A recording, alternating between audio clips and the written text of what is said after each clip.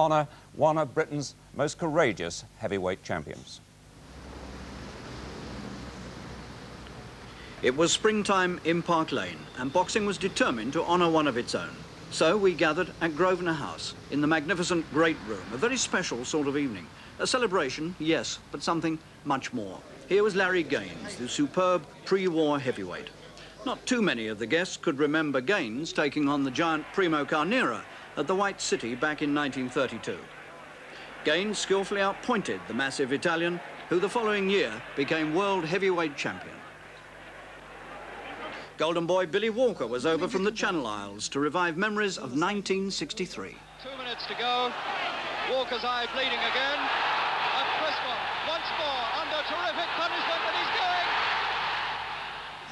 going. And our Henry Cooper was chairman for the evening. Everybody's hero, and still being cheered for the punch that briefly shut Cassius Clay's mouth 20 years ago.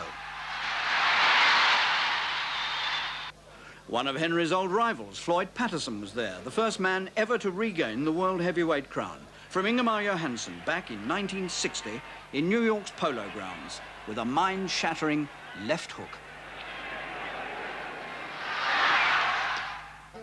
It's 17 years since Patterson and Cooper met in the ring.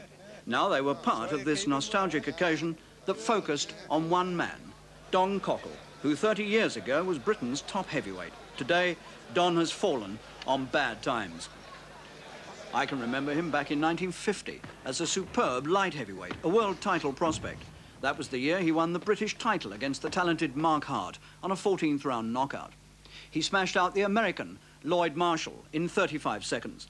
But behind the success lay trouble. A strange illness forced his weight up, and now with no choice, he was a heavyweight. But success still came. In 1953, he halted Tommy Farr's comeback, went on to win the British title and remained unbeaten at the weight. The world title beckoned, and in 1955, Cockell sailed in the Queen Mary for America and San Francisco. And here he would make a courageous challenge for boxing's richest prize against the fearsome Rocky Marciano. When Don arrived, the Americans scoffed. Later, they cheered him. From Battersea, England, Don Cockell. The late, great Rocky Marciano, never beaten. The man whose name inspired all those Rocky films that came long after he was dead.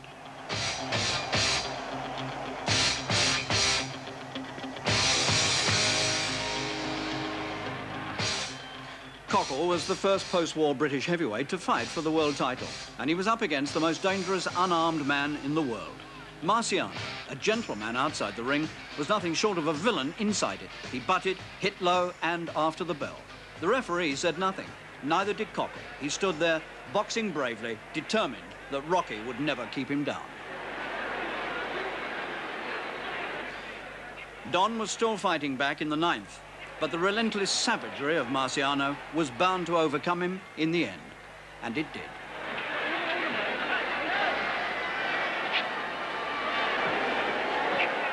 In the end, the referee stopped it. He still didn't say anything about that one. In Grosvenor House, they watched it all again, and they paid Cockell the tribute he deserves. Everyone in that great room knew that Don is a cancer victim. He can no longer speak because they've taken away his larynx. He scribbles answers on a notepad. He never complains.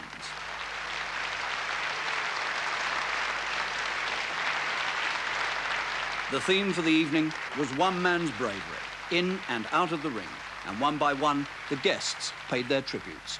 Well, I remember Marciano said after the fight, which I remember just like it was yesterday, Marciano said he hit Don Cockell with everything, and he just kept coming. He showed tremendous determination, I thought, although he did lose the fight. He showed an awful big heart. And he proved himself a very brave man, a very courageous man, and he gave everything he had to the sport. Well, I sparred with Don on 2 or 3 occasions in 1 or 2 of his fights. Yeah. How much of him do you remember as a fighter? Did you see many of his fights? Oh, yeah. As a kid, I see a few of them, and then I remember listening to him on the radio. And as a light heavyweight, to be honest, I thought he would win a world title before Turpin as a light heavyweight. I was in South Africa with him when he fought in Johannesburg with Jack Solomon's, and it poured with rain. I've never seen it rain so hard. And Don Cockell won by a skid. This was Johnny Arthur, wasn't it? That's right. Johnny Yes. Arthur, right. That's That's a few years ago. Everything's a few years ago. Today I've discovered, Dick, it's not happened to you, but it will. There are 3 ages of man. The young man, the middle-aged, and my God, you're looking well. That's right. That's what they say. I've gone there. No, I'm really? there. I'm there. Chicky, what do you recall about Don? Oh, I remember the fact that Don, because I've been going back as fights as long as Tommy, nearly as long, Dick Burgess the ring, and all I really remember is that Don always had to fight weight for some unknown reason. I don't know whether a glandular thing, but he drank a glass of water he put on stone. But I do know that he was our British champion, and I do know that any man who got in the ring and went 9 rounds with Rocky Marciano has got to be a top man. My manager always said to me, go and have a look at Don Cockell.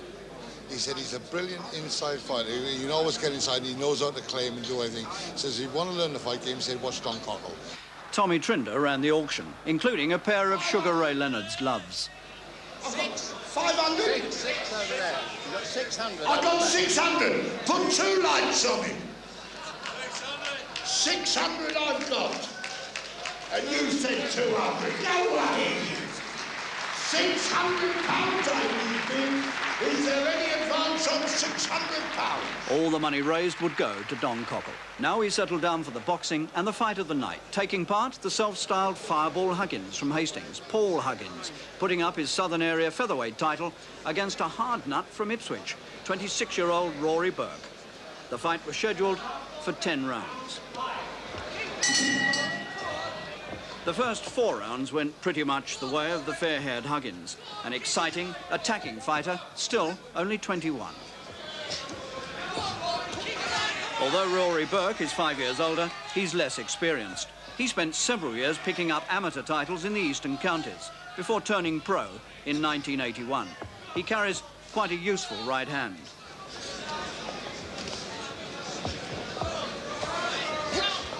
Until recently, Huggins was unbeaten as a pro, but last November he was stopped by the brilliant Irishman Barry McGuigan in a final eliminator for the British featherweight crown, which McGuigan has since won. Huggins now has to work his way up the ladder again. Burke's an acknowledged hard man who comes back at you even when you think you've got him going, but he's won only 5 of his 10 pro fights.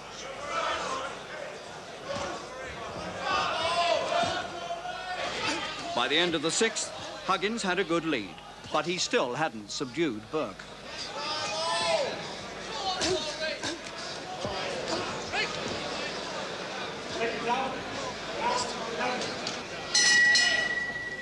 This 7th round is the one in which Huggins manages to wrap it up.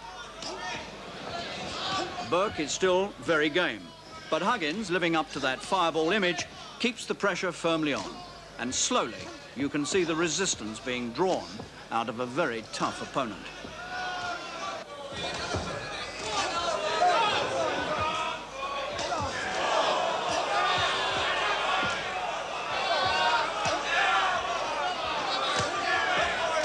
The referee, Sid Nathan, is watching Burke closely. He senses the time is near when he may have to stop it.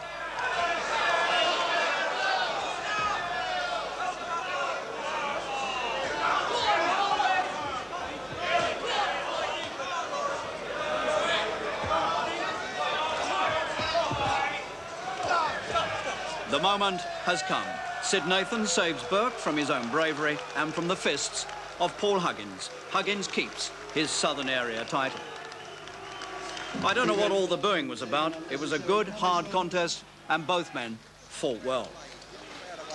And your appreciation, I'm sure, for Rory Burke. Don Cockell stayed to the very end. The evening raised £11,000 for him, which says all you need to know about the way people regard him.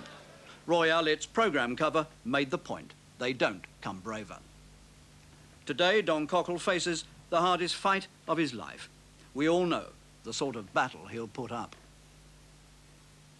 Our best wishes to Don Cockell. One hour snooker and the first semi-final at the World Championship in Sheffield, with Alex Higgins, the reigning champion, in trouble against the favourite Steve Davis.